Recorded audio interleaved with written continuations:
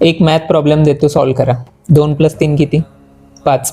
Easy आहे ना, डोक्यातल्या डोक्यात सोडवलं. पण हाच जर प्रॉब्लेम इंटिग्रेशन किंवा डेरिव्हेटिव्हचा असता तर डोक्यातल्या डोक्यात सोडवता आला असता? नाही. त्यासाठी काय करावं लागलं असतं?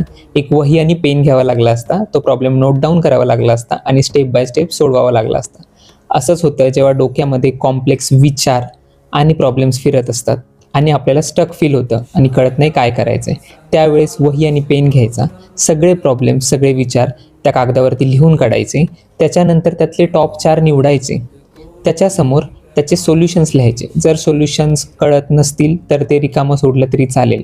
प्रॉब्लेम्स किंवा विचार नोट डाऊन केल्यामुळे आपलं अर्धं डोकं शांत होतं. शांत डोकं असल्यावरती निर्णय घ्यायला इझी जातं आणि योग्य निर्णय घेतले जातात. मला ह्या मेथडचा फायदा झाला आहे. तुम्ही पण आत्ताच्या आत्ता वही पेन उचला आणि ही मेथड फॉलो करा. तुम्हाला फायदा होतोय की नाही मला कमेंट्स बॉक्समध्ये सांगा आणि मला फॉलो करायला विसरू नका. बाय.